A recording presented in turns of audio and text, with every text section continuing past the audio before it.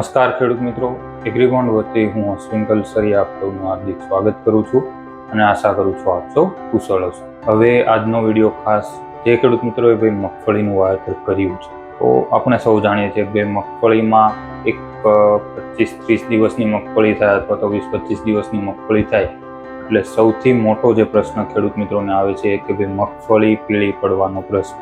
પાછળની અવસ્થાએ મગફળી પીળી પડી શકે છે, પણ મગફળીની અંદર એક એવો પ્રશ્ન કહી શકીએ જે દર વર્ષે આવવાનો જ હોય છે, ભાઈ મગફળી પીળી પડી જાય છે. તો મગફળી પીળી પડે, કોઈ પણ પાક પીળો પડે એટલે આપણે શું તરત કરીએ? યુરિયા આપી દઈએ અથવા તો કંઈક એવી ખાતર આપી દઈએ. પણ જરૂરી નથી બધા પાકમાં એ વસ્તુ અસર કરે કે બધા પાકમાં એ વસ્તુ સેમ હોય છે. એવી જ રીતના મગફળી જે છે એની અંદર પીળી પડે છે તો એની પાછળ બહુ બધા કારણો જવાબદાર છે. પોષક તત્વોના કારણે પીળી પડી શકે, ઓછા પિયતને લીધે પીળી પડે, વધુ પડતા વરસાદ પડે તો પણ પીળી પડી શકે છે. તો અઢળક કારણો હોઈ શકે છે. એમાંથી જે મુખ્ય કારણો છે એની ઉપર આપણે ચર્ચા કરી અને એમાં લક્ષણો શું છે ખાસ કે ભાઈ લોહ તત્વની ઉણપ થઈ ગઈ, મેગ્નેશિયમની ઉણપ છે, સલ્ફરની ઉણપ છે, તેને ઓળખવું કઈ રીતે આપણે? કેમ કે પીળી થાય છે પણ એક સ્પેસિફિક સિમ્ટમ, એક સ્પેસિફિક એનું સાઇન હોય છે કે ભાઈ આ પ્રકારે પીળી થાય તો આ પોષક તત્વની ઉણપ હોય છે. ખાસ આપણે એ અત્યારે જાણીશું એના વિશે. પહેલા આપણે જોઈએ કે શરૂઆતના 2 પોઈન્ટ જે છે કે વધુ પડતો વરસાદ થાય અથવા તો વરસાદ ખેંચાવું.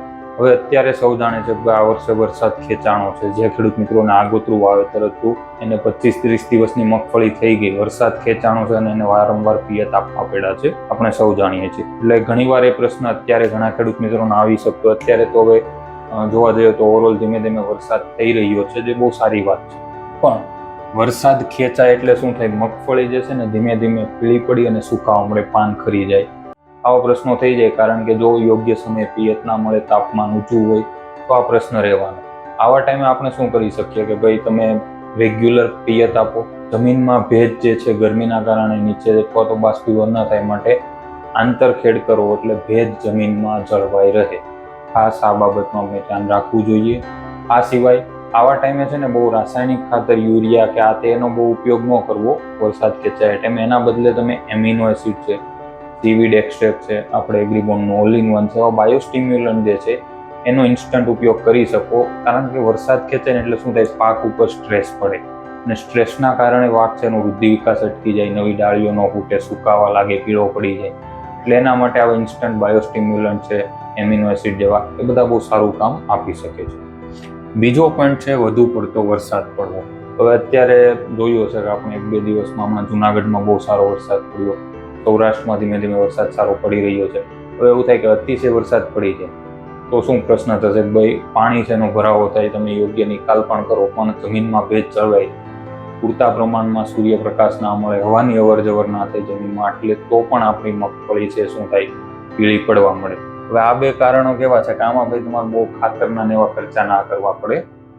વધુ પડતો વરસાદ થાય તો શું કરી શકીએ? ભાઈ પાણીનો યોગ્ય નિકાલ કરી દેવો જમીનમાંથી, બને એટલું જમીનમાં ભેજ ઓછો રહે પ્રયત્ન કરવા, ભાઈ પાણી જલ્દીથી ખેતરમાંથી નીકળી જાય. મધ્યમ કાળી ભારે કાળી જમીન હશે, ભેજ જમીનમાં વધારે પડતો રહેશે, તે આપણે સૌ જાણીએ છીએ. એના કારણે શું થાય? હવાની અવર જવર નહીં થાય, પૂરતા પ્રમાણમાં પોષક તત્વો નહીં મળે તો પણ છોડ છે એ પીળો પડવાનો પ્રશ્ન રહી શકે. એ ટાઈમે પાલર પાણી આપી શકો છો. ભાઈ કૂવાનું, બોરનું ઓફાળું થોડું ગરમ પાણી હોય આપી દો, ઉપરથી જમીનના છિદ્રો ખુલે, હવાની અવર જવર થાય. અને એમાં ઇન્સ્ટન્ટ સોલ્યુશન માટે તમે આપણે વોટર સોલ્યુબલ પાણીમાં દ્રાવ્ય જે ખાતર આવે છે 19-19-19 80 થી 100 ગ્રામ પ્રતિ પંપ લે અને એ છંટકાવ કરી શકો છો જો જરૂર પડે તો. વધુ પડતો વરસાદ આવે ત્યારની વાત છે. હવે જે મુખ્ય 4 એવા પોષક તત્વો કે જેની ઉણપથી મગફળી પીળી પડે ને આપણને સૌથી વધુ એનો પ્રશ્ન નડે છે, પેલું છે લોહ તત્વની ઉણપ, બીજું છે આપણી પાસે સલ્ફરની ઉણપ, નાઇટ્રોજનની ઉણપ અને મેગ્નેશિયમની ઉણપ. હવે આ 4 જે છે ઉણપ અલગ અલગ છે, 4 પોષક તત્વો અલગ છે, એની ઉણપથી એના જે લક્ષણો છે એ પણ અલગ પડે. આપણે બીમાર પડીએ તો કંઈક ઇન્ફેક્શન થાય તો બધા લક્ષણો અલગ અલગ હોય છે. એવી જ રીતના આમાં પણ લક્ષણો અલગ અલગ છે. પહેલું છે લોહ તત્વની ઉણપ. હવે લોહ તત્વ એટલે કે ફેરસ, Fe જે આપણે કહીએ છીએ, એની જ્યારે ઉણપ થાય ને ત્યારે શું થશે ખબર? કે ભાઈ છોડ છે એના ઉપરના જે પાંદડા છે, ધારો કે આપણે આ મગફળીનો છોડ છે તો આમાં જે છે આ ઉપરના જે નવા પાંદડા આવતા હશે એ પીળા પડવાના શરૂ થઈ જશે. આ જે ઉપરના પાંદડા છે એ પીળા થાય છે, નવી ફૂટ નીકળે એ પણ પીળી થશે.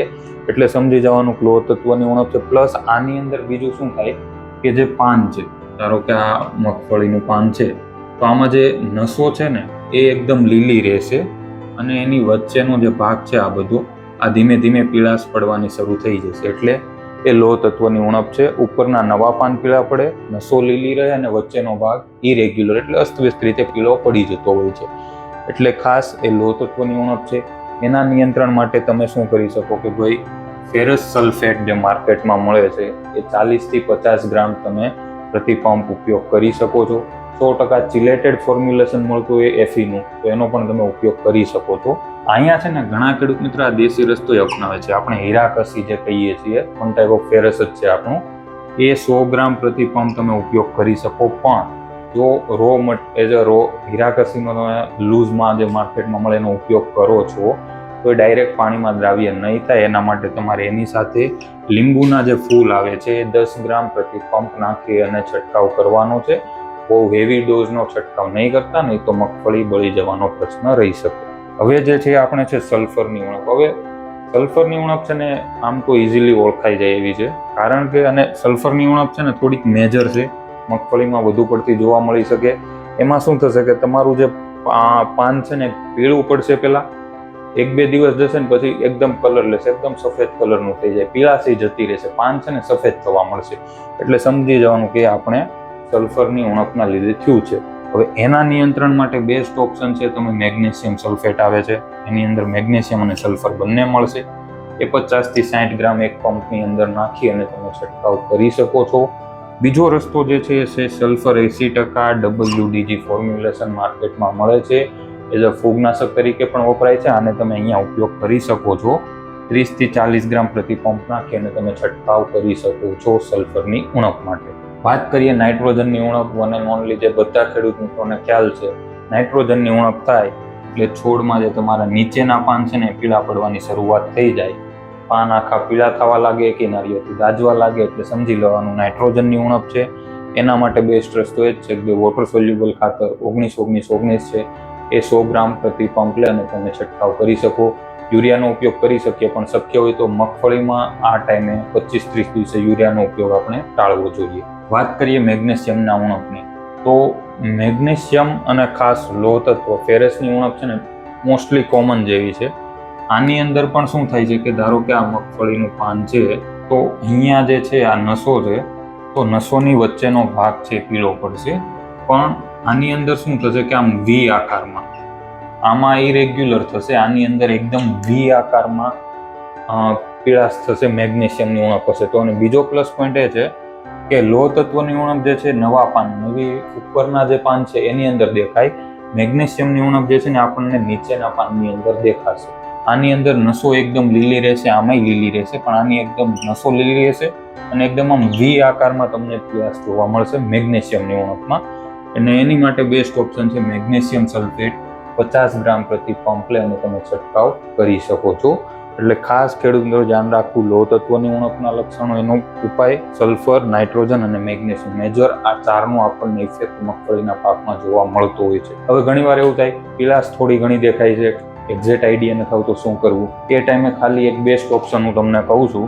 અથવા તો જે ખેડૂત મિત્રોને એવું છે કે 25-30 દિવસની મગફળી થઈ છે ને આપણે થોડું વૃદ્ધિ વિકાસી જળવાઈ રહી, પીળાશનો બહુ એવો પ્રશ્ન નથી અને કોઈ સારી વસ્તુ ઉપયોગ કરવી છે, તો તમે કાંઈ નહીં 19-19-19 જે વોટર સોલ્યુબલ ખાતર આપણે આવે છે એ 100 ગ્રામ, એની સાથે મિક્સ માઇક્રોન્યુટ્રિયન્ટ જે આવે છે આપણું, એ તમારે ઉપયોગ કરવાનું છે. કે જેની અંદર ખાસ યાદ રાખજો, મિક્સ માઇક્રોન્યુટ્રિયન્ટ જેની અંદર એફી એટલે કે આયરન આવતો હોય, ફેરસ આપણું, ઝીંક આવતું હોય, મેગ્નેશિયમ, આ જે 3 મેજર આ જે છે ને આ પોષક તત્વો જેમાં આવતા હોય ને, આ બંને મિક્સ કરી અને તમારે સ્પ્રે કરી દેવાનો છે. ધારો કે પીળાશનો બહુ ઇસ્યુ આપણને સરખો નથી લાગતો કે જે બી પ્રશ્ન લાગતા હોય તો 19-19-19 મિક્સ માઇક્રોન્યુટ્રિયન્ટમાં આયરન, ઝીંક અને મેંગેનીઝ જે 3 આપણને મળે છે એ બંને મિક્સ કરી અને સ્પ્રે કરી શકો છો. સારામાં સારું રિઝલ્ટ આપણને મળી શકે છે.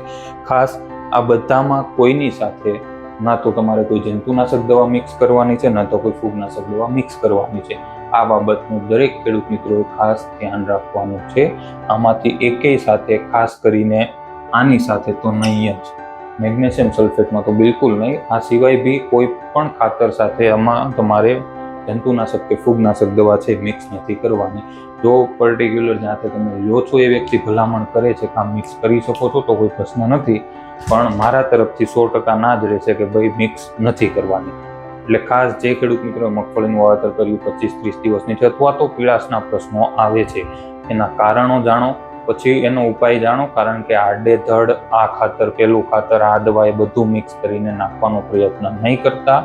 સરવાળે આપણો ખર્ચો છે વધી જ જશે. એટલે ખાસ જે ખેડૂત મિત્રોને મગફળી પીળી પડે છે કારણો જાણી અને યોગ્ય ઉપાય કરવાનો આગ્રહ રાખવો જોઈએ.